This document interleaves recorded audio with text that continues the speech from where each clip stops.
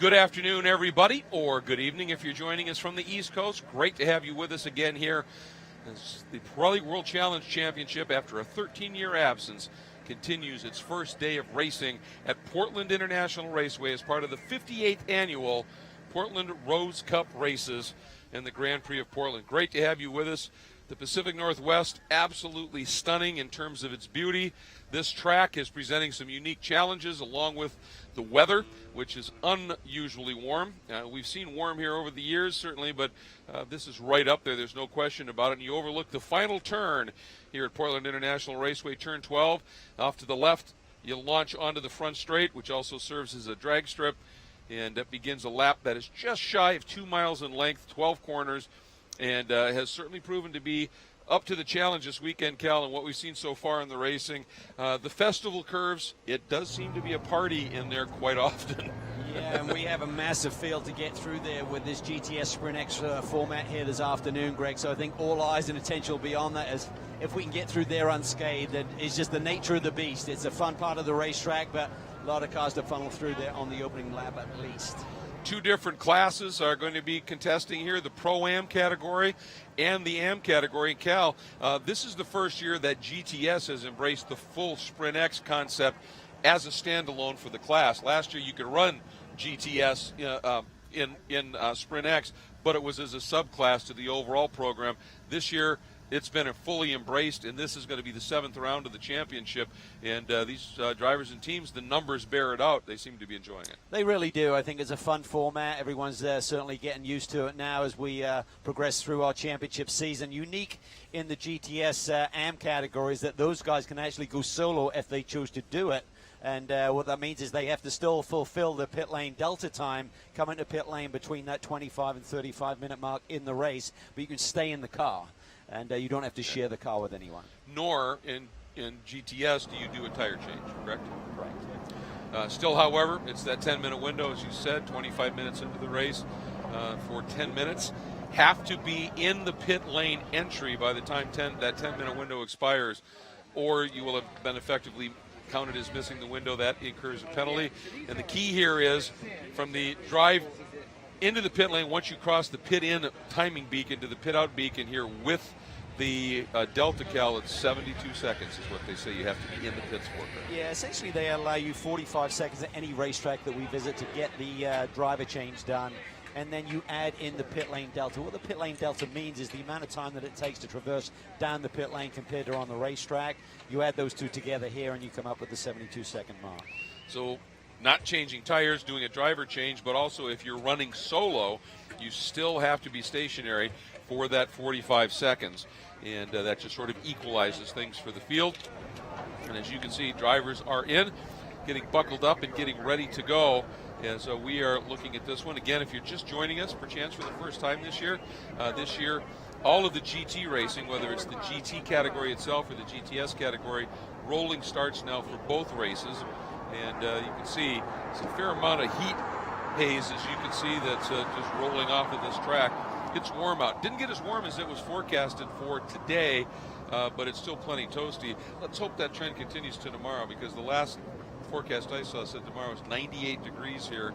I wouldn't mind not missing that one by a few degrees. Right, and I think a major concern for the teams here this weekend is what we call that heat soak, particularly during these pit stops, Greg. A number of the teams experienced it yesterday when they came in for a pit stop with the excessive heat soak. We had a very warm day here yesterday.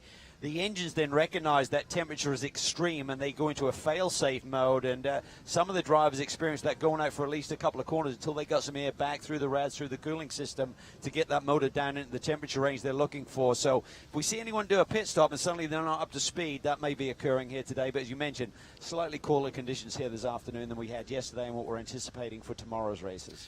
And getting some shots of the track here. This is the winding back straight. It's pretty much a flat-out blast, but it just sort of continuously bends to the right and then eventually into a great piece of racing real estate, a very fast left-right combination. The S's are 10 and 11 here.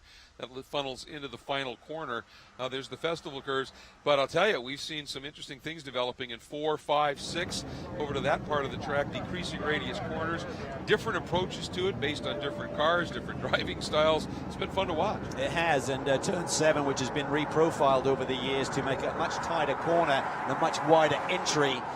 Late in the going, we've seen people starting to take some risks and force the issue and try and make a pass into that corner. And that could well be the most important turn on the track, because if you don't get out of there well, you struggle all the way down that long back straightaway. Well, it's very unique, because if you're running through there on the ideal racing line to maximize the radius and get good exit speed, you take a very open approach to it in terms of your way left, and that leaves a wide open entry there to the inside. And if someone's right behind you, they're going to take that. So if you're in front of someone, you need to compromise your line a little bit. Conversely, the guy behind you can open up that radius and take a run at you. Yeah, it's been fun to watch, and obviously for virtually everybody here, there are a few that have some track experience here, but not having been here in some 13 years, for the teams, certainly for the drivers, a lot of this is brand new territory in watching everybody just trying to figure out how to learn this track.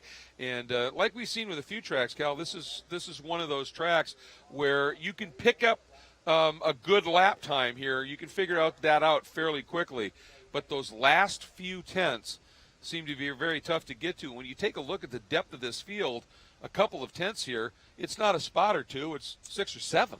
Yeah, just looking at the grid right now, essentially we had 14 cars within a second. I think yesterday in practice it was almost 20, so it's a very compressed field. So I think it's a relatively easy track to learn. So even all of the guys and girls who are here for the very first time are learning the track pretty quickly. That's why we see the compressed times, but getting those last few thousandths and tenths of a second is what it's all about in terms of giving you the edge. And we see that, speaking of edge, the Racer's Edge group on the front row of the grid.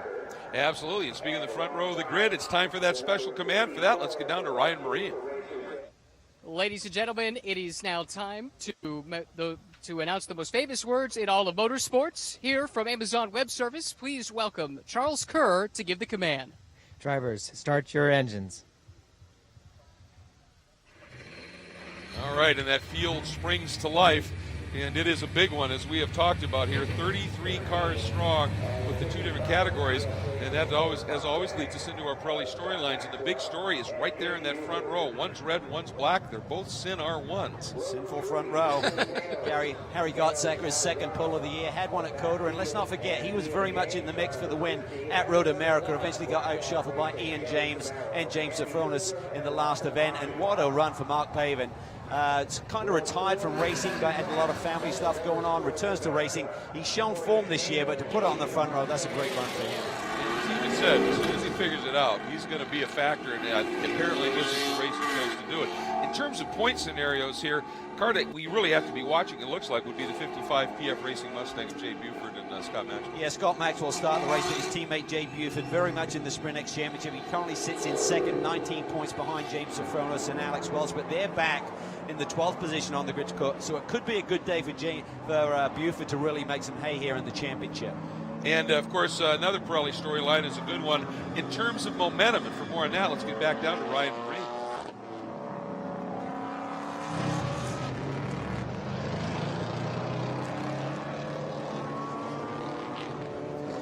All right, unfortunately, a little problem there. What we're talking about is the number 50, that red Panos right there, coming off of a sweep of Road America for the second straight year. But even before that, Cal, they'd shown that the problems they had earlier in the year, they've been eliminated.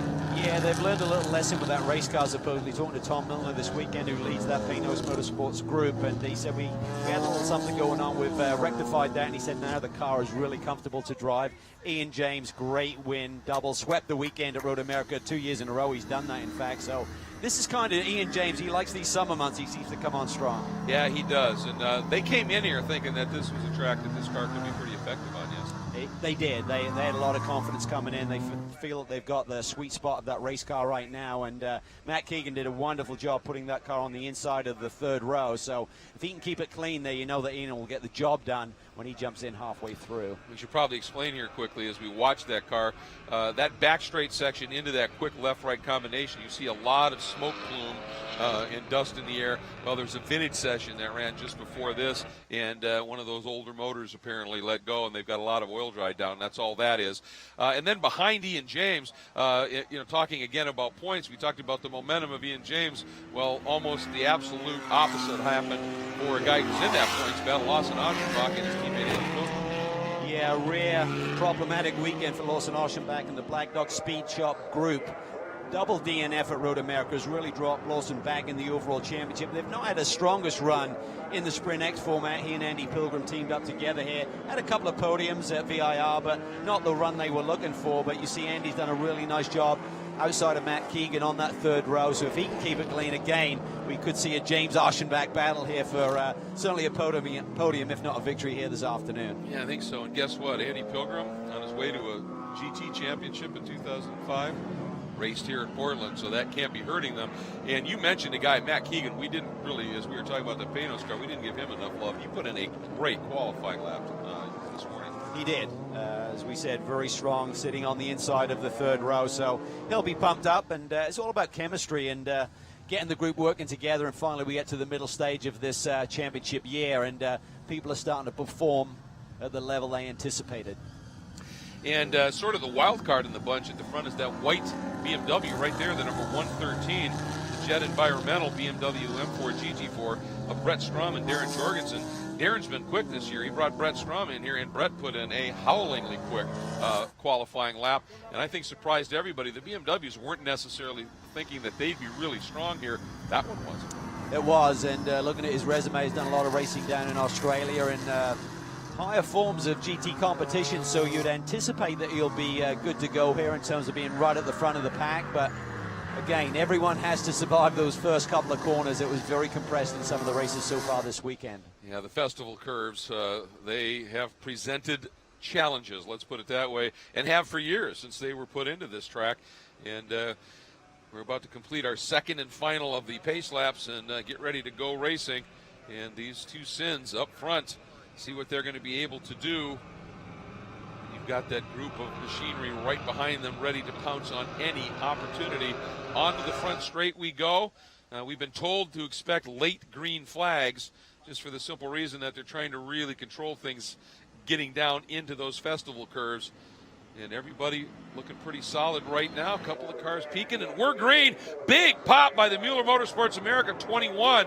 But looks like Harry Gottsacker's got things covered. It's a matter of will Strom be able to get down inside Pavin. Look at Maxwell, takes the big sweep around the outside. Can he get to the inside of that Sin? He has to use a lot of the curb, and he turns him. Maxwell gets into the side of Pavin, has turned him. Just too many cars trying to find the same piece of real estate. It's just super tight down there. Yeah. It wasn't aggressive driving. There was just nowhere to go for Scotty Maxwell. And this is Jake Buford's car, the guy who's second in the Sprint X running right now. That is just hugely unfortunate. And I thought for a moment that maybe the BMW was the one that got into the back of the Sin, but we'll have to check that out, see any indications of it. What this has done is given Harry Gottsacker a quick break, and that's what those festival curves will do. They will. It's just a massive field to try and slice through there cleanly.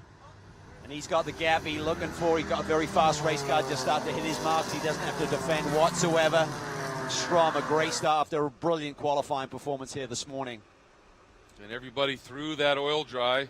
Ooh, a couple of guys trying to make moves and really getting into it. That'll dirty up the tires. Yeah, that's going to be the key. Do you have grip when you get that really high speed, sweeping turns 8 and 9? Sorry, 10 and 11.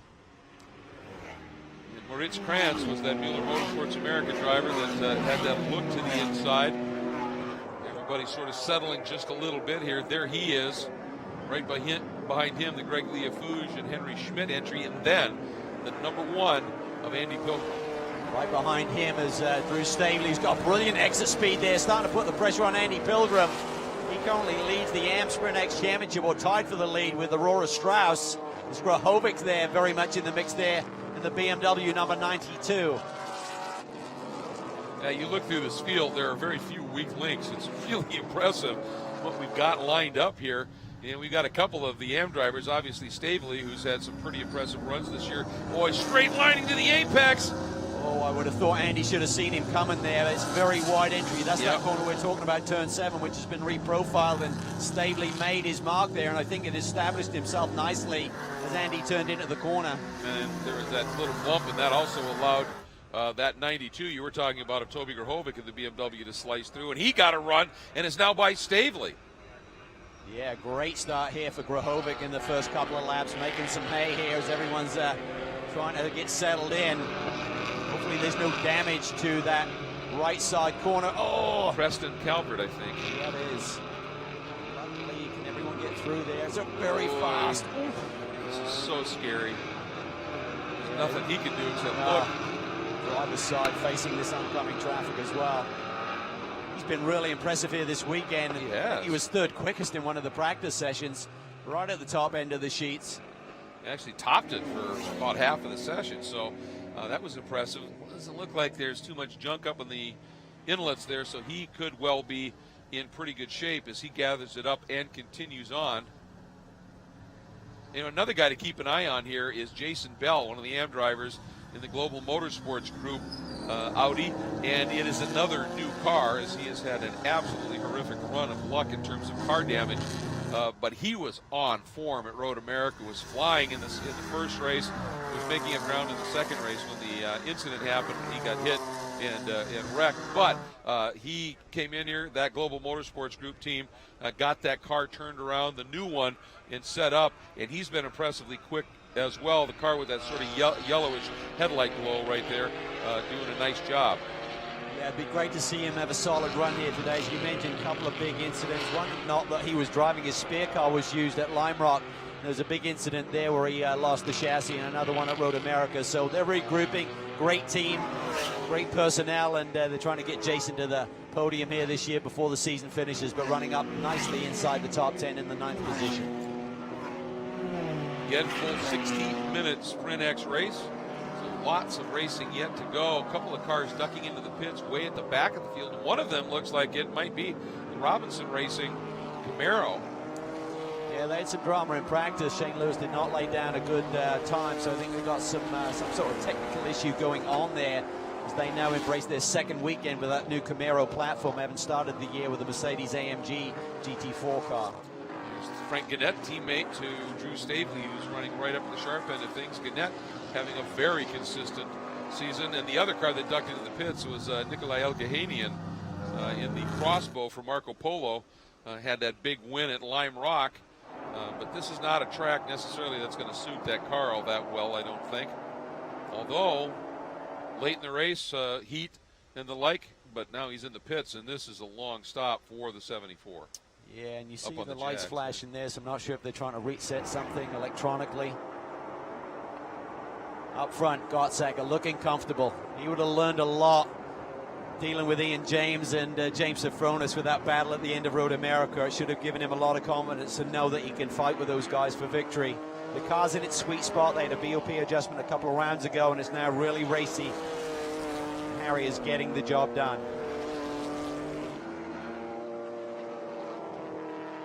Look there as Reach Krantz running in the third spot now has Gregory Leafouge right there, and third in the Pro-Am category, I should say, fourth overall, and then Leafouge running second in Am right there in the fifth spot. Those guys having a good little scrap.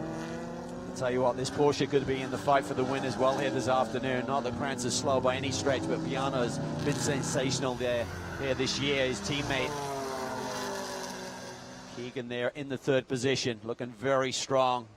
Gottsacker had just taken the fastest lap of the race away from Keegan on the last lap at an 18.3, but Keegan's right there with an 18.4, as is Strom, who sits in the second position. And Keegan's an interesting and impressive story. I mean, he hasn't been doing, racing at this level for a very long time in terms of when he started, but everybody, we've seen him in other series as well, where he has picked things up relatively quickly. And, the first year, the first few races, as you would expect for somebody who's pretty new to the sport, took him a little, to work through it. But once it registered and clicked and fast, and he's doing it again here. He is, and Ian James, his teammate, was actually the big advocate of having Matt on board for this Sprint X Championship season. And Tom Milner said, you know what, if Ian James has got confidence in him, so do I. Didn't get off to the best of starts at Coda, had that schmozzle up in turn 1 there, but nonetheless, he's found his feet now and gaining confidence, and I think the car is working really well, as you can see him ducking into that turn 7 turn-in point, taking a slightly different line to Strom. Yeah, it's almost like he's shortening things up. Instead of the big swing, he comes out of 6 and just kind of goes for it. And if the car's working and you're not scrubbing speed, that could be a fairly effective line. And Strom continues to impress. And, you know, one of the reasons that I think he got tabbed, you know, we talked about, and you mentioned his racing in Australia, but one of the things he's been doing this year has been racing in this GT Trophy Series and running a BMW M4 GT4. So he's got experience in that kind of car. This year, previously, he's been running those monster fire-breathing Mark cars, MX-3 Mazdas with the V8 wedged into them. But this one, he's got some serious experience in this type of car this year. GMG number 14, Alex Welch behind the wheel right now. He's starting to close in on that top 10 up to the 11th position, started 12th. Kalinin right in front of him in the Maserati. Tricky set of corners there, just trying to be so smooth. If you get too aggressive with the pedals through that section, seems to hurt your ability to get off the corner. And tricky here as you get into turn 4, and then it just keeps tightening up. And nice job there by Alex Welch. And James Sofronis, when they decided to make the move to GTS and run the Sprint-X Championship, the guy he was thinking of that he wanted was Alex Welch. He said he's quick and he's ultra consistent. Yeah, he'd worked with him before in terms of running on his team. GMG, look at this run the Maserati has got now on Bell. He's going to have to defend as we get down towards that high-speed turn 10 braking area. And a little bit more info coming for you on that Maserati, but first let's check in with Ryan, get an update on the 74. What's up? Yeah, I checked in with the 74 Ranch guys as Shane Lewis sits behind the wheel as patiently as he can under the circumstances. Apparently the team suffered through an issue with the differential in qualifying, and Shane on that opening lap said he was having some problems that felt very similar to what they dealt with in the morning. So they speculate perhaps it's a diff issue again, maybe something in the clutch. The team's taking a look at it right now, but this team's still pretty new to this Camaro platform, having made the switch just at the most recent round at Road America. Yeah, it's a very good point. You were at a race in Detroit, obviously, where there was a big hit in that the original car they were running, the Mercedes, took a hit, and they were looking at, what do we do here? Do we fix that? Pratt Miller's about 3 miles away. We've run a lot of Bowtie brand stuff over the years. Let's give them a call, and it kind of all came together quickly. It's a good fit. I mean, not that Mercedes is a bad car by any stretch, as it runs very competitively in this championship. I think for that group, they like the fact that they can get some spare parts just a few miles down the road versus waiting for them to be air freighted over from Germany. So I think the whole crew is happy here right now. Gar Robinson loves the race car, and it's a good fit for him. Well, and let's not forget that his dad, George Robinson, ran Camaros and Trans Am for years, and I think Jimmy Fraser's been working with Bowtie branded equipment for some 30 years, the crew chief and team manager there. So yeah, it is a great story, no question. But anyway, watch that red-nosed Maserati that's now run down and caught Drew Stavely, and might just now be making a move to get around him. That is a great story. Mike McAleenan behind the wheel from Tacoma, Washington, as we jump up to the 55. Or back to the 55, technically, of Scott Maxwell after that incident. But we saw them run at an event last year at WeatherTech Raceway Laguna Seca, one-off in the Sports Car Challenge series. And that Maserati showed really good form there, and they said, this is a golden opportunity for us to now be able to come and dip our toe into the GTS waters of Pirelli World Challenge, and they're continuing to impress. Boy, some serious damage to the front of that Mustang. Yeah, that front splitter has got broken in that contact down in turn 1, and he's going to have to do a drive-through penalty for the contact. Oh boy, this is a big one down in turn 1. There's Mark Pavin, Mark Clennon involved. Oh boy, yeah, that is, there's damage. Looks like the left rear of the McLaren is broken. Pavin continues, and it'll be disappointment for him having put in that unbelievable qualifying performance. Got tipped around there right at this very corner, and now is come into contact with Mark. And the door is open. Yeah, Mark's not going anywhere. You can see a big pile of fluid underneath that car as well. So AJ impact to the left rear corner at some point of this incident. And we indeed go full course caution. You knew that was imminent here. This is going to make for a long day for Maxwell and Buford, because with that splitter just down on the ground, it might be kind of good stick, as a matter of fact. But let's take a look at it here. You see there, Pavin just jukes a little bit. He thought he was going to get near his teammate. That opens up the door for Maxwell, and he kind of put it in there where you can't get out of the situation. Finally, when Mark turns into the corner, the Mustang's nose is right there. Everyone takes evasive action afterwards. It's so enticing, it just looks like there's no problem, and then all of a sudden, Yeah. it just closes up on you. And we're talking about one of the most experienced drivers in this field getting involved there. So Mark is out and climbing into the medical car. They're having a look at what's going on underneath that machine and what it's going to take to clean that incident up. And as you can see, it's a pretty good puddle down there, bits and pieces of debris. But the bigger issue, it's not like that car is going to be rollable and just hook onto a strap. They're going to have to get that removed somehow, Cal. Some line has got broken in the impact, and saw the fire extinguisher there at the ready in case anything happens. A little bit of a reset here. We're not close to that pit stop window yet, which will occur in about another 11 minutes, where drivers will be able to entertain coming in at the earliest possible moment, and that window opens for 10 minutes, and you have to be in pit lane to start the service by the 35-minute mark. Not completed, but at least on pit lane by that moment. And they do have, the incident in the festival, they have a lot of EVs staged over there, so it's not like they have to send them from somewhere else to get to that vehicle of Mark Lennon. And he, too, has had one of those feast or famine years. He's been wickedly quick at places, and then there's been places where he's had some big hits. You remember CTMP, where his original McLaren got written off, and then he got collected in an incident with a car he rented again from Jason Bell at Lime Rock, and got this brand new McLaren and showed some great form. Came back and rode America, running right at the front. So it's been one of those up or down years for Mark Lennon. See a lot of damage. I think the hit must have come right in the left rear corner there, but something is ruptured on the race car. You can't be too worried about it. I assume it must be water versus anything that's flammable. Otherwise, they wouldn't be just casually walking around in that area. I would agree. I'm just waiting for the EVs to be able to show up and affect the removal here as the field cycles through behind him. And just another quick comment on the Maserati. That's the GT-MC GT4 is what it's called. And that team, Motorsport USA, very much a Pacific Northwest-based team. Kevin O'Keefe runs from Seattle, Washington. Mike McAleenan, Tacoma, Washington. Local companies, Newmark Frank, Knight Frank, and Smith Alling supporting that program.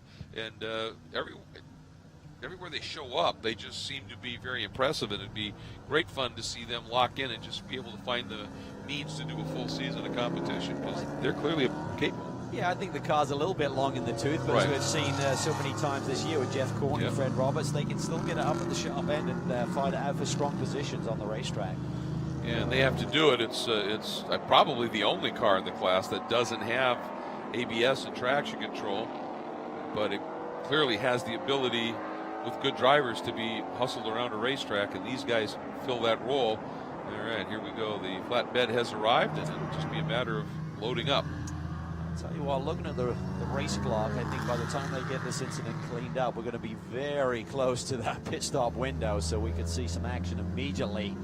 Remember, the rules state that your lower graded driver has to qualify and start the first race. So typically what you're trying to do in terms of slicing the pie is give the bigger piece of the pie to the faster guy, who should be your pro, who's going in second. So you should see a lot of pit stops happen very early in this pit stop window here today. And they do have, within the rules, the stewards can decide to shift that window back a little bit if the caution runs too long, and we'll see what they might decide to do with that. This time, as you said, you would think there'd be enough time to effect the cleanup and get back to a little bit of racing before they make that happen. One thing, just looking at it here, we had talked about the number 14 of Safronis and Welch, the Global Motorsports Group, Thermal Club and Tactical 511 Audi, and qualified outside of the top 10. Well, Welch has sort of been very sneaky and effective, and has that now up into 9th and 4th in the Pro-Am category, and he just needs to continue that kind of progress up through the field here. Well, I think it's one of those seasons. I mean, whoever's close to James Sofronos and company seems to have problems, and James and Alex seem to just keep getting very solid results. If they're not winning, they're picking up big points. And we've seen already with Jay Buford, who was the closest guy to them in this Sprint X Championship format. Suddenly his teammate got into some drama here on the opening lap, so they're kind of out of the picture for some big points here today. Yeah, indeed, and one of the teams and drivers that we've been talking about since third right now, Matt Keegan in the number 50 Panos, and Ryan Marine. As Calvin said, that was a driver Ian James really wanted with him in the program, and that secret weapon seems to be showing its face. Yeah, you can see why Ian wanted Matt as part of this team. Really impressive job in qualifying by Matt, doing a great job in his first stint as well. And this Panos team is on a roll at the moment. What do you think is behind this good run of success that you've had in recent races? Well, first of all, it's a happy birthday to Matt. It's his birthday today and his son Cole, so happy double birthday for that family. He's doing great. You know, this team, we keep working away at it. We keep making the car a little bit better. We keep tuning it. The track layouts have, been in our favor recently. But yeah, as soon as we unloaded here, it's been a while since I raced here, but the car felt great. If Matt can keep it up in this position, do you think you'll have the car under you when your turn comes to be able to make a charge for the win? We're going to give it a go. I mean, if he can keep it real close, we're in with a good shot. Fantastic. Good luck in your stint. Thanks. Looking forward to it. That's Ian James of Panos Racing. Yeah, thanks very much, Ryan. And it's interesting, isn't it? When you think about it, in the GT category, you do a tire change. So the pros, they can go burn the tires down there in the car because the guy that gets in gets a fresh set of tires. Here the amateurs start, and they got to mind the tires as well as try and do some racecraft. It's a challenge. It really is, and it takes a lot of discipline because you get in the heat of the battle and you just keep going for it and digging deep and forget the fact, oh yeah, my teammate's got to finish this off and maintain the position or gain some. So there's a real strategy to that, and that's all about mentorship and just really working with your co-driver in terms of showing that discipline and teaching that discipline to them. Take a look there. You see that orange Mercedes. It's a little bit back in the queue right now, sitting 12th. It's the number 34 Murillo Racing Mercedes, the Fuji machine of Matt Fosnot and Christian Shimshak. And Fosnot ran earlier today in the TCR category, so he's got some track knowledge at this stage as to what he's dealing with. But we were talking to him, and he said, the way you drive these two cars is about as different as it gets. He said that, I'm trying to remember the description because it was brilliant. He said, you hop into the TCR car and it's like you just got in the middle of a bag of fighting cats. He said, you're just all over the place and really throwing it around. He said, you get in the Mercedes and he said, you drive it like you'd think for a Mercedes. Very finesse. It's a momentum car, believe it or not. And he said, it's interesting bouncing back and forth. And I looked at Christian and I said, and how does he do with it? And Christian said, I couldn't do it as well as he did. He said, he just gets in and it's just like he instinctively realizes, all right, I got to change my style here. And he's doing a really good job. Doing a great job, having a fun season. Was very much in the mix in the TCR battle earlier today. Yeah, had a tremendous run there. And the clock now 4 minutes before that pit stop window opens, so we could be close to getting this racetrack cleaned up to be able to go back to green. Haven't heard anything yet from race control that they're thinking of extending the window. Well, it has consequences when you make a decision like that. And I think really the rule is if we are still yellow when we get to that window, we'll then let you know and maybe open up the pits, and whatever time you've lost in that window, you add to the end of it. As you can see, there's damage obviously to that left rear, but what we couldn't see, there's significant damage to the front as well. It's a good hit. Yeah.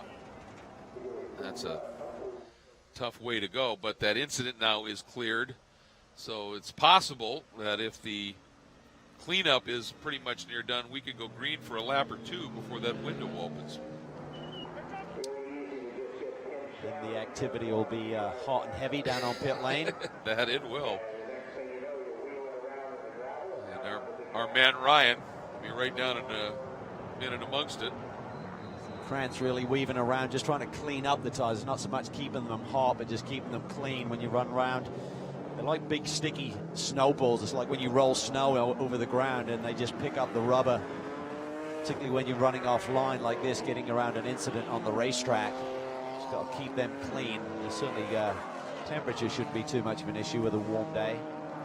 Hot track temperatures. Yeah, absolutely. All right, we have just now received word from race control. The pit window has been shifted from 30 to 40 minutes instead of 25 to 35, so they pushed it back 5 minutes. So we're going to get some racing in before that window happens. And before we do go back to green, looking at that center one, it very much has that look of a prototype with got the LS3 V8 in it. It is a nationally or globally homologated GT4 car. But the impressive thing is the guy behind the wheel right now, with the way we've seen him race, you tend to forget that he's 18 and hasn't been doing this that long. And he just has been impressive. And you just kind of had a feeling when you heard that Harry Gottsacker was going to be driving the Sin. It was kind of like the same feeling you got when you heard that Buford was going to be driving the Sin. It was going to go well. Yes. No, he's certainly shown very impressive speed this season. We saw he and Parker Chase obviously campaigned the Ginettas to good effect. But now he's made this move, and pole position at Coda, pole position here today. Nearly had the win at Road America. And, it's just a matter of time before he cracks that through for that first victory. And doesn't look like we're going to be able to get green this time. Was trying to see if the lights were out on the safety vehicle, but then we cut to this shot, and it's pretty obvious they've got the scrub board out. Yeah, it's a bit of a mess down there, so we need to get that cleaned up to get some good safe racing in. That corner is tricky enough without it being slippery. And let's get back quickly to talk about Maxwell. And we saw that whole splitter front end, it kind of collapsed. You're trying to keep air from getting under the car when you use the splitter. That's what it's designed to do. It's not going to get much under the car at all, but if that comes loose and gets caught up underneath the car, and also what other detrimental effects does that perhaps have in terms of the aero on that car? Well, the aerodynamics are very, very important. Essentially what that splitter does is pin the nose down and give you front grip. And you wouldn't be able to run like that at full speed anyway. I'd just be shaking the car to pieces. So it's a safety concern in terms of getting underneath the front tires when he's trying to turn if it should come loose any further, leaving debris on the racetrack. So they need to get a fix. But just a disaster for this team that looked like they were in a really strong position. And my money would have been on Scott Maxwell not to get involved of anyone down in the front end of that pack. But again, it just teases you into getting the car in a position where you can't suddenly hit the escape button. Yeah, so I would suspect that they will get in immediately and try and effect some sort of a fix on that, or just rip the splitter off, whatever they need to do, just to be able to get back out again. Had he not had any significant damage, this caution is exactly what he needed, because it kept him pretty bunched up and the like. But it's such a deep field here, Cal. I mean, he still sits in 29th overall. Yeah, and he served his... a bit confused here looking at our timing and scoring. It's indicating that he served a stop time of 28.1, which would only be driving through the pit lane without any service time. So that would indicate to me that they've taken their drive-through penalty for the incident, which I didn't think you could do under caution. Conversely, I would have done the fix, which you can do under caution. Yeah, that's a so very it's kind of back to front to me in terms of looking at the stop time. Unless he snuck in right before the caution happened and did that drive-through, that's a possibility. Yeah, I know. Looking at him, and I thought we just got news about the penalty, so maybe that was slightly delayed, and he had in fact already served it. All right, looks like they have the wheel and safety vehicle off track, which would indicate that they think that's as clean as it can get. So I would anticipate next time by we might be going back to green. And again, that'll be about 35 and a half minutes, so we should get 3-4 laps of racing here now before the window opens. Everybody picking the pace up just a little bit, sensing that as well. I think it's going to be really interesting to watch the number 18, that Maserati of McElhenney. Those guys certainly have track knowledge. Well, again, it's always problematic to get a massive field like this safely through the festival curves. Right. We've got little bit of a slick racetrack down there. The good news is you're not coming in there double wide and everyone's stacked together. Hopefully Gottsek can get on the hammer a little bit earlier and stretch the field somewhat. Matter of fact, race control on the radio, and all of the crews have to monitor race control. They just gave them a warning. Please advise your drivers. Lots of oil dry down in the festival, and some left over still on the back straight into 10 and 11. So everybody be heads up. Here we go. Lights are out on the safety vehicle, and it has made good a little bit of breathing room here to get into the pits, and then Harry Gottsacker will get into the acceleration zone, and we will go back to racing. Brent Strom, he's been mighty impressive here, and he's staying with it. There goes Harry, rolled into it nice and early, John. He does, and this should stretch the field a little bit. Strom's right there, though. Keegan got jumped a little bit. Krantz is going to put the pressure on him as they come down to the first turn. Here we go. Green flag is out. Krantz has gone more into defensive mode on that BMW than anything else with Greg Liafouge right there. Liafouge, Rahovic, right in that mix. Everybody at the front end easing their way through the cleanup site of the festival. Strom right on the tail. Yeah, and same thing for Liafouge on Krantz right now. Leanin, Maserati having a good restart here all over the back of Rahovic. Good little battles here. It'll probably be this lap, and then the one after that. Pit lane should be open at the 30-minute mark if they stick to that timetable. Oh, Fosnot is off. Just talking about him in the Murillo Racing. Fuji, Mercedes. Can't tell exactly what part of the track that was on. Maybe over in the turn 4 area. Look at this. Is that Liafouge taking a run at Krantz down into turn 10? Yeah, he looked like he was completely alongside. Can he get the job done? Yes, he does. He's through. That was a nice move. It's not easy to get that job done down in that high-speed turn 10 entry. Well, that was one of the spots you said if you're going to make the pass there, you've got to be alongside well before you get into the approach zone. Boy, Krantz is in protect mode. This here now comes Rahovic is just motoring by. Krantz came in as some kind of technical issue, but he certainly doesn't have the straightaway speed to fight. That was nice. That was nice. Let's get out of the mess and just run the rim shot. Oh, Stavely off. Yeah, there's a backup, and he lost the spot to Pilgrim. Did Welch sneak through? I don't think so. Yes, he did. The pit window has opened. Okay, expect to see some action. Gottsacker might decide to just stay out.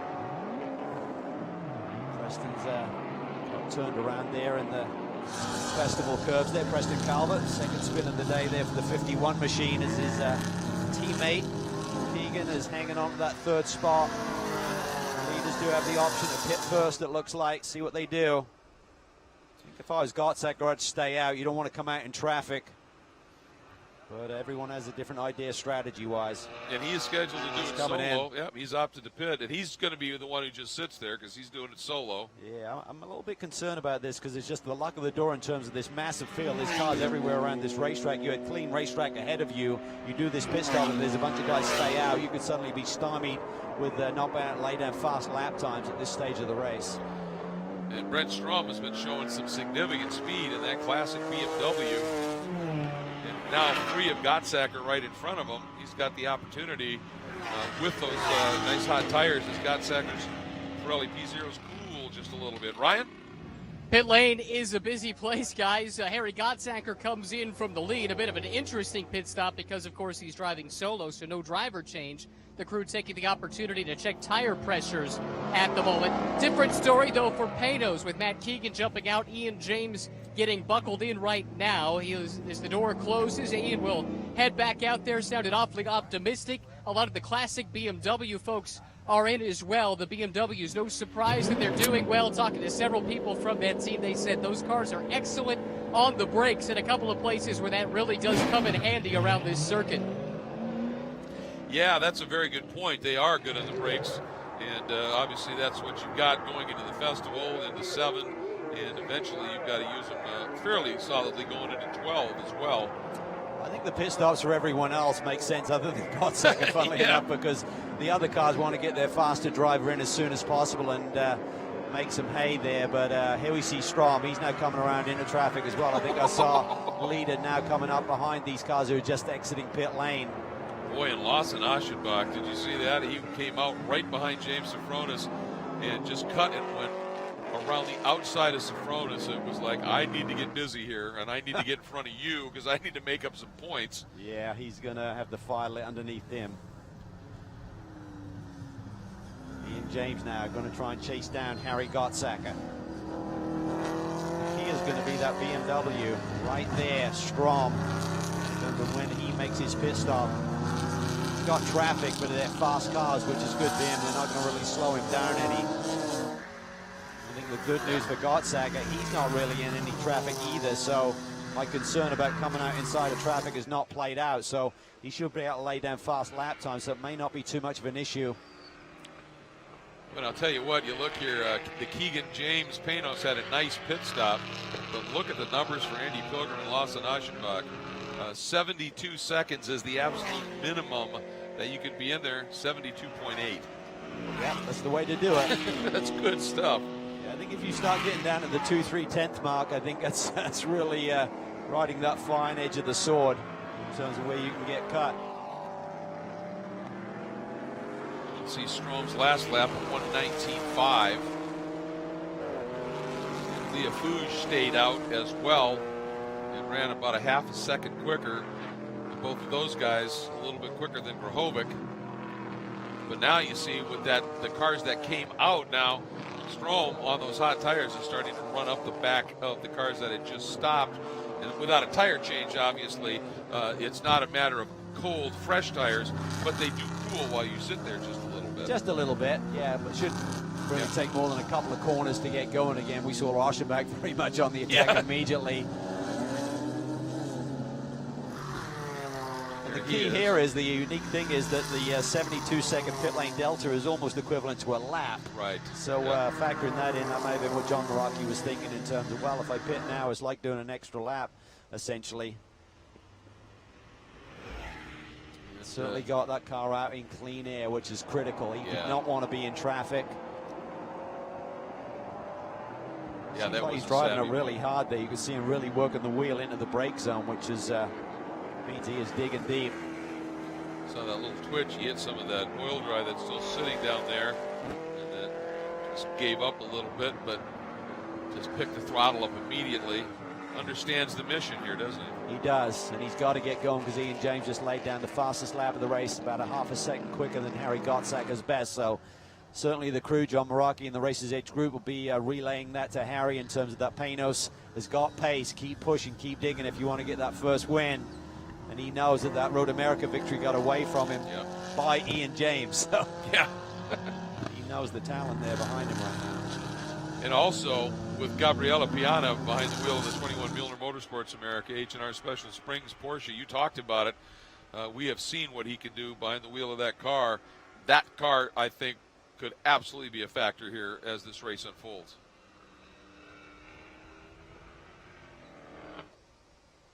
Yeah, Piana's been very impressive, had brilliant performances at St. Petersburg in the opening rounds of the championship.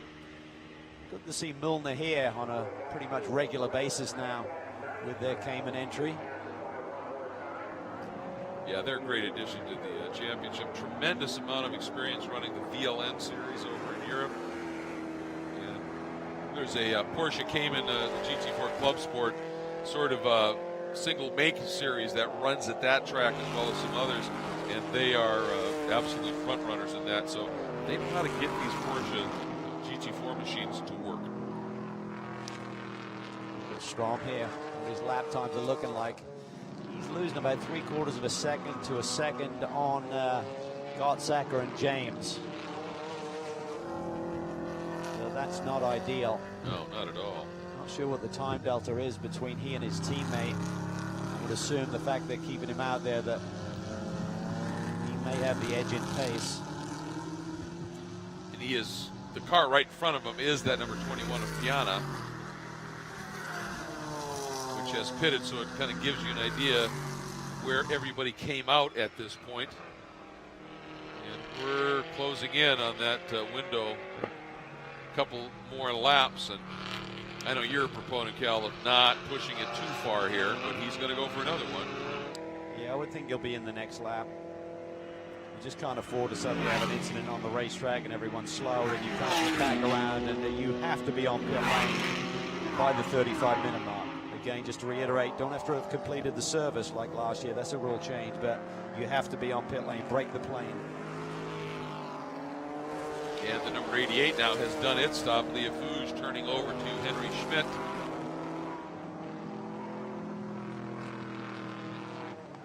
And that was a bad stop, wasn't it? That was 1:17. 1 minute 17.3, so they missed it by about 5 seconds. Yeah, and that's unusual for Steve Yeah, Cameron. I'm not sure if they had a little issue with the driver change possibly that delayed them, but certainly in terms of executing and releasing the car was not ideal. Piana there grabbing a car's position. Side by side. Yeah, that came. I'm not sure if they got an issue, Greg, or whether that's just the BOP playing out here, but that Cayman just didn't seem to be able to compete with the BMWs at that stage of the racetrack. He got a good run. Yeah. And then it's just like it just sort of laid down a little bit, but then he just works the outside beautifully, keeps at least Strom behind him. That was nice. Yes, good driving by both guys right there, giving each other a little bit of racing room. Strom stays out. He's going to push the envelope here in terms of that pit stop window. Oh, and he cut down. He thought he was going to work on Henry Schmidt and got such a good run, he was able to get to the inside of Piana as well. I think that's Cooper. Oh, Piana in there super deep. Shortcuts the racetrack. He's going to have to give that up a little bit. They're not going to allow him to take that advantage. Sofronis.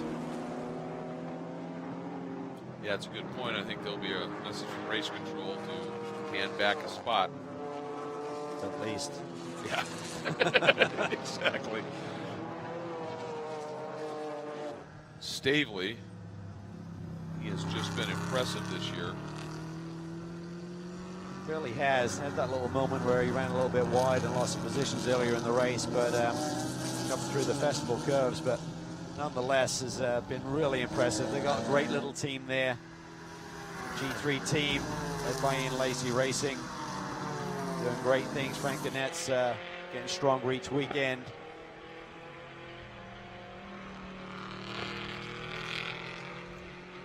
And the call just came in from race control that the 2-1, that's Piana, needs to be behind the number 88. I think we've had a bit of a problem here. Like, Strom stayed out. He's missed the pit stop window. He has. Yep. Again, communication issues. Oh, and a huge plume of smoke in the back of the number 10 PF Racing. That looks like it's body rub on a tire, maybe. Yep, there's some damage there. Back there. Yeah, I wonder if we had some radio communication issues in the GT race earlier today, and Strom has stayed out on the racetrack, and one would assume that they've just missed the pit stop window here looking at the clock, and would have to put that down to communication in terms of between the team and the driver knowing he had to hit pit lane. If that is the case we said before, as the 54 is now off in the dirt there. Looks like his day is done. Seatbelts are undone, and Pavin is out of there. Yeah, it's a tough thing after that tremendous qualifying run that he put in at the start of the race when he got turned, and it's just all then he was involved with Clennon, and maybe it's left over from that bit of contact here. Strom still out there. We had this happen earlier today in the GT race, and that was tight. And now he's finally coming in. I think that had to be radio communication issues. And before they realized that they'd missed the pit stop window. Happened earlier today, and as we said, you probably need to be in tune with the driver in terms of making sure he can hear you a few minutes before that pit stop window closes. Cooper having a nice run here. Let's check in with Ryan. Guys were right. Radio problems were indeed the issue for the classic BMW team. Again, they tried the old-fashioned way with the signboard, but were unable to get Strom's attention. It's a real shame because that was a very impressive opening stint from him. Darren Jorgensen now getting belted in behind the wheel of that BMW, and they're going to send it back out. But unfortunately, a strong start to the day is not going to have a strong finish because of missing the designated window for the pit stops.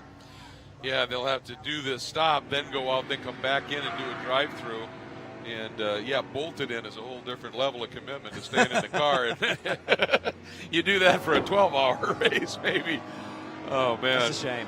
Yeah, it really is. And Ryan was absolutely right. I mean, Strom, that was a superb, after a great qualifying, that was a superb stint on his part. Ian James hammered down 117.8. Fastest lap, backed up with the 17.9 on the last lap. Panos has a lot of pace.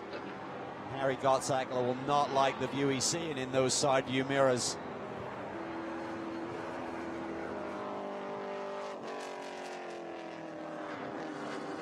Watch it flow through turns 4, 5, now the left-hander in 6.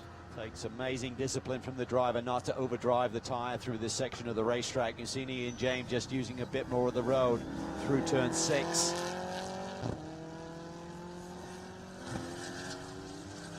It's not like Harry Gottsackler is slow. His best lap is only 0.3 off of Ian's best, but Ian James is eating into that lead.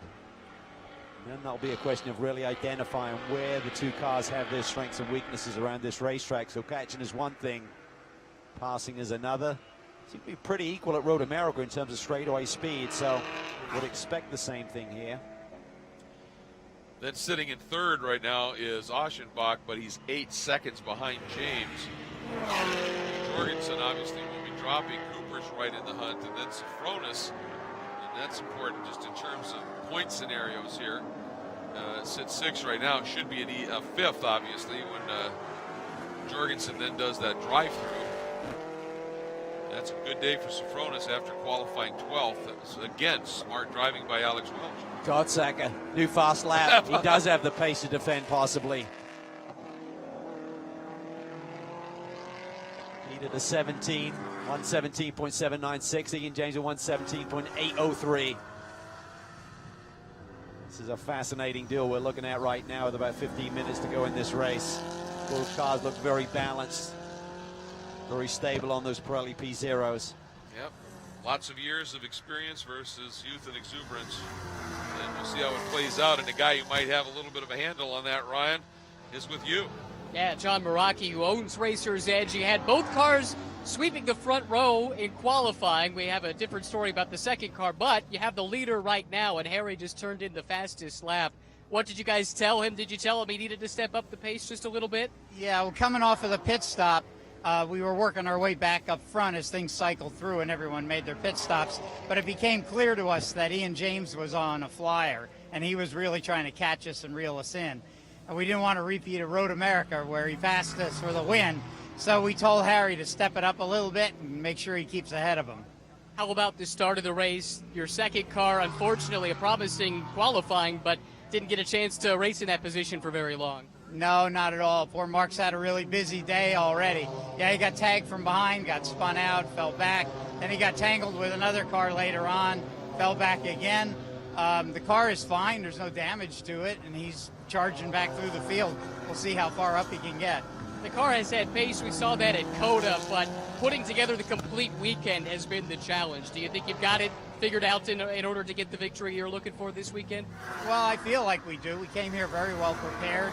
We were fast right away, and we haven't had any trouble with the cars, knock on wood.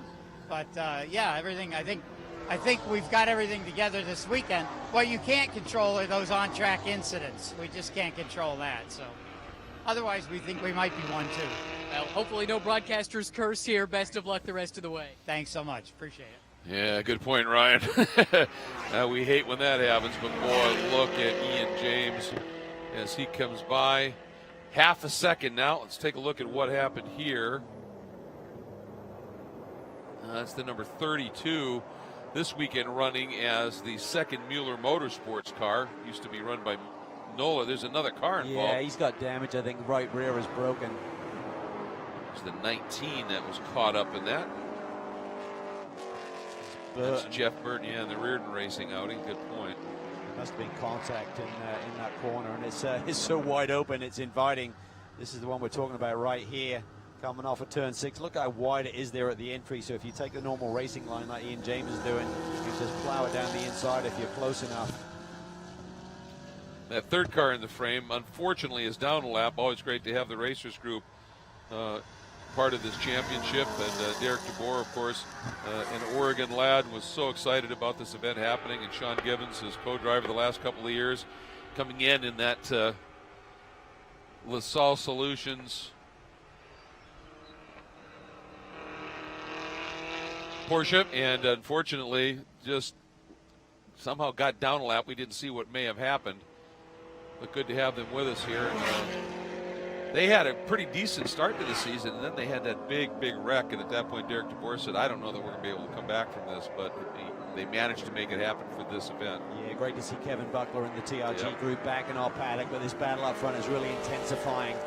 Ian there just trying to work him over a little bit, figure out where he can maybe make a move. Ian's very much on top of his game. Even at this stage of his career, drivers get a lot of confidence when they get a roll going like Ian is on right now. You think you're almost invincible.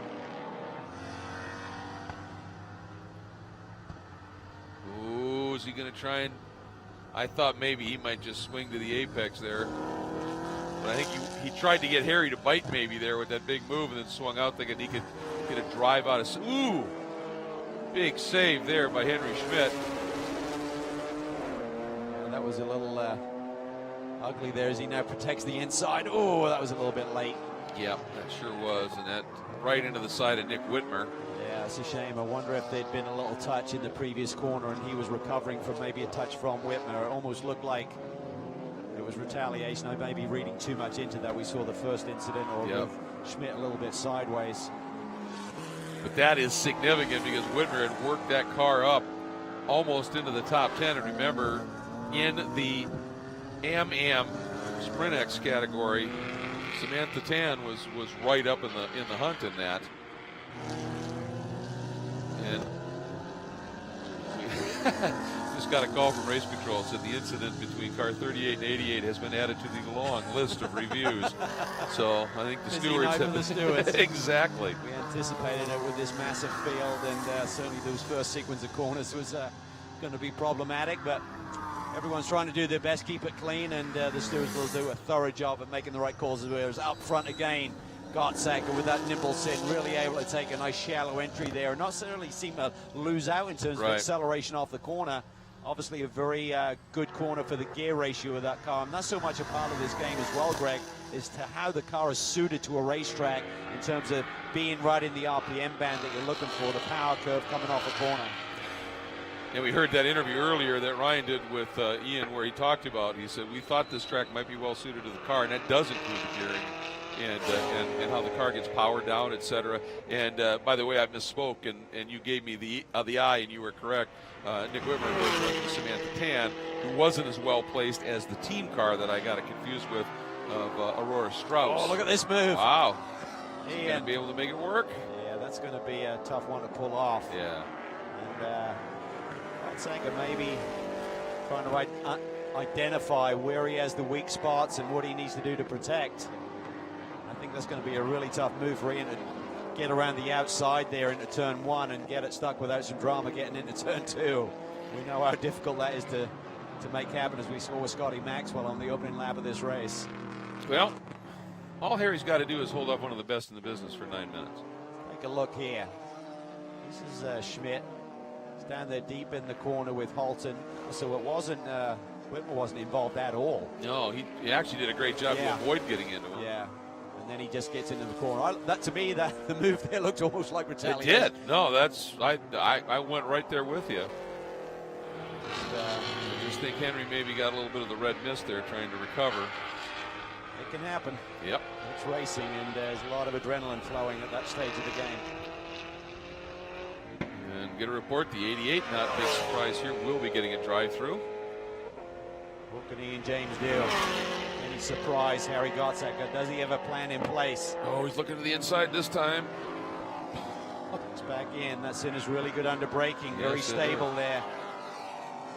Ian Ian does, like immediately when you dive on the brakes, he's got really good braking performance, but the Sin can roll speed on the brakes, which is going to be difficult for Ian to make a clean move with.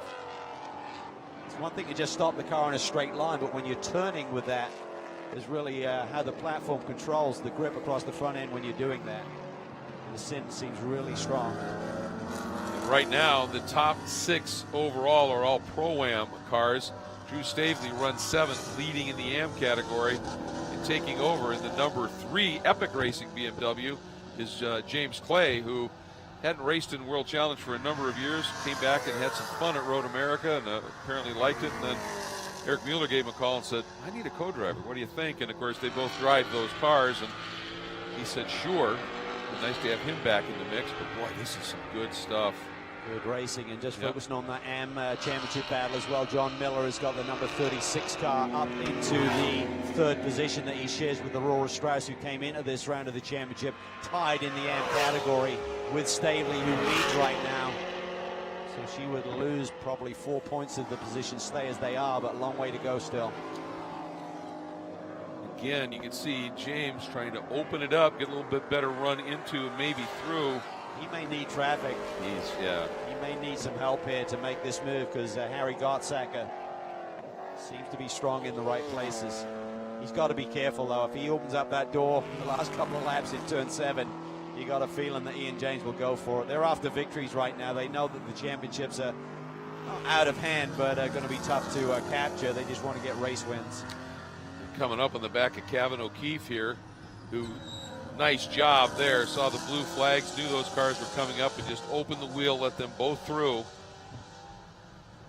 Didn't really seem to give either of them much of an advantage. And this is just, in many ways, heading down here, it's a braking duel. And like you said, I mean, it isn't really a great place to pass unless you're pretty much alongside him well before you get there. But it is a great place if you can hound the guy into just that little bit too late on the brakes. Then you might be able to do something. Well, it's hard to get it collected and back into the rhythm for this critical corner on the front straightaway. So if he can put the pressure on, maybe be a little bit closer to Harry, so that Harry's kind of got his mirrors full of that panos and misses his marks a little bit. But right there, you can see that Sin just roll speed through that first corner. And it's going to be really tough for Ian James to make a move there without a bit of help. And Harry is just playing this to perfection in terms of his defense. If you move in reaction to a move from the car behind you, it's a block. Harry comes out of that last turn and just immediately feints over a little bit down to the middle. And that is just a really stout defense. Well, there's still 5 minutes to go, but as we came off that race at Road America, immediately after the finish, we said Harry Gottsacker will have learned a lot this day. And now he's trying to put some of those lessons learned into play here to grab his first win.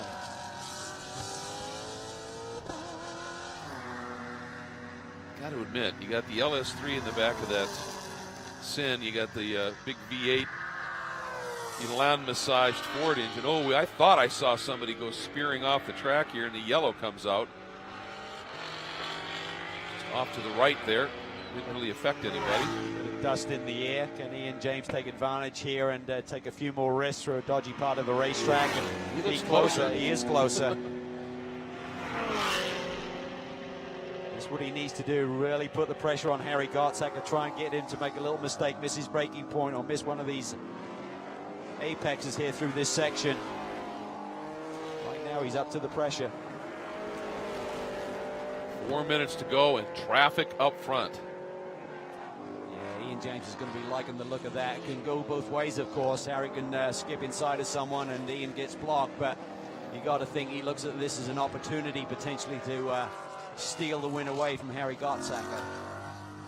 Absolutely. Well, earlier today, remember, we saw Ryan Eversley look like he was just the maestro in traffic, but it was traffic in the end that cost him dearly.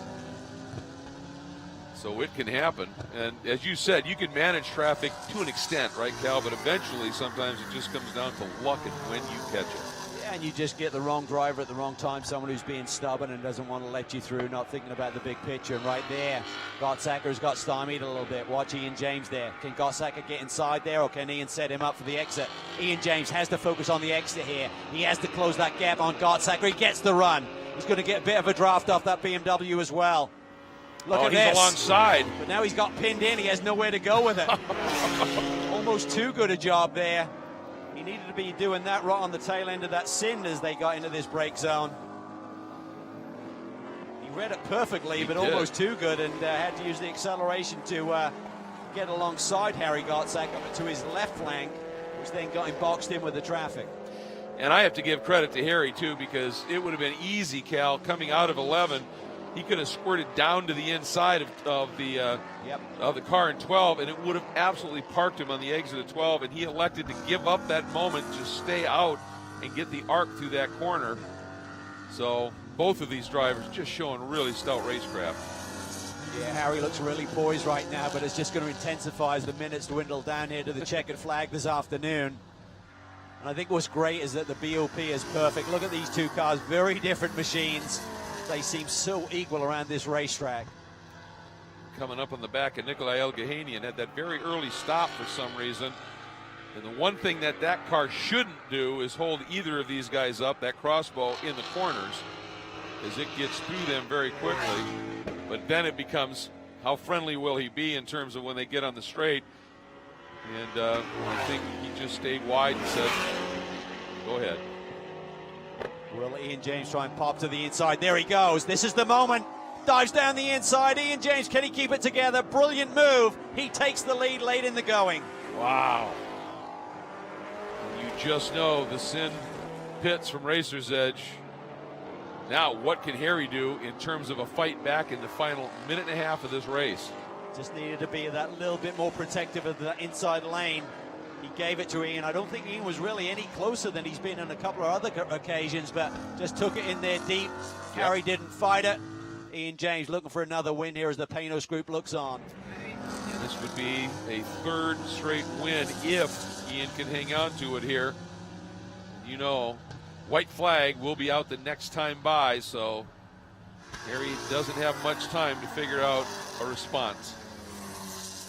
Ian James has immediately gapped Harry Gottsacker there by about 2 to 3 car lengths, trying to take the pressure off so that Harry cannot respond. Should be white flag as we come across the line here, Greg, I would think, yeah? Yep, that's word from race control. Onto the front straight, one more lap to go. Ian lights flashing, trying to let everybody know. It's Tom Milner enjoying this. Tom Milner was relating a great battle that he had when he was running the BMW team when they beat the Schnitzer group here at Portland. He said it's one of my best victories as a group, taking it to the big motorsports guys from Germany. He's got great history here. He'd love to get it home here for Don Panos. Oh, this is tight. Ian is definitely being affected here by traffic. They both try and slide through. Very tight there for Gottsacker. That's Vinny Allegretta in the PF Racing Mustang, and it did hold up Ian a little bit more. Gottsacker is there. Needs to get closer, though. Yes. Can he get to the inside? Ian's got a car length on him as we see a car off. Gottsacker tries to square up the Panos. Ian protects the inside line. Here we go. It's the drag race we talked about. All the way down this backstretch. And Ian James, you can just see, eases away a little bit. Mad Dog's an Englishman on a hot summer afternoon here. Here we go. Boy, Ian absolutely inch perfect on the line. Harry's going to try and get a run. We've seen that Panos. It launches incredibly well onto the front straight. Third straight time this season. First time at Portland. Panos wins. The Panos Motorsports Group absolutely ecstatic. And indeed, Ian James just drove the way we know Ian could do. But I think as we enjoy this, as he does this victory lap, Cal, this cool down lap, as he gives that Panos a tap, let's give a shout out to Matt Keegan, who did everything he needed to do to keep that car in position for this kind of an opportunity. Yeah, and it wasn't easy. There was that, he was kind of right around that incident down in turn 1, turn 2 area on the opening lap. And hats off to Harry Gottsacker, another great drive. He'll be disappointed, massively disappointed. He didn't grab that first victory here in GTS competition, but he will learn to gain today, and he's just got to learn, I've got to be a bit more aggressive, a bit more defensive, and he's certainly entitled to take that inside lane. It's not like he's not allowed to do it, as long as he makes the move first. And I think Ian found a little bit more braking performance than he'd been showing on previous laps. Well, and that's part of it too. I mean, it's, you know, sometimes it's make them think you're at your limit and have that little bit in reserve, and when you just think you're in that spot, you can surprise him. I think that's exactly what he did. I thought Harry had defended that as well as he'd done previously, Cal. He did, and great day for the Black Dog Speed Shop guys, coming off that disappointment at Road America, their home race. Oceanback there and Pilgrim finish on the podium. Third and fourth, yeah. Michael Cooper, Tony Gaples, what a day for them. Strong run to fourth. And Safronis and Welch, a solid day in the points, sitting in fifth. They just keep accruing points. Whether they win, whether they podium, whether they're fifth, they're just always adding to the margin. Very savvy pairing there. Boy, aren't they?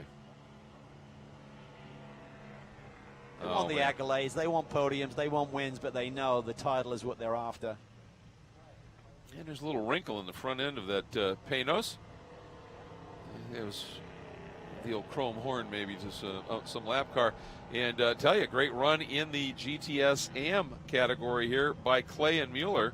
And that Epic Motorsports car coming through for the win. Around Stavely at the end. That was big. And Paul Holden was absolutely flying in the Compass Racing McLaren late in the going, which is a movie star car now, actually. Took part in the filming of Patrick Dempsey's movie, The Art of Racing in the Rain. So lots of fun things happening here. None more fun than this moment, though. Yeah, sweet. Sweet job. Really nice. Ian James, congratulations. Another mega performance. The team is executing at every level right now. That is a fact. And as he peels that helmet off, just one quick note in the GTS-Am category in terms of points. Clay getting around Stavely. Had Stavely, who came in tied with Aurora Strauss.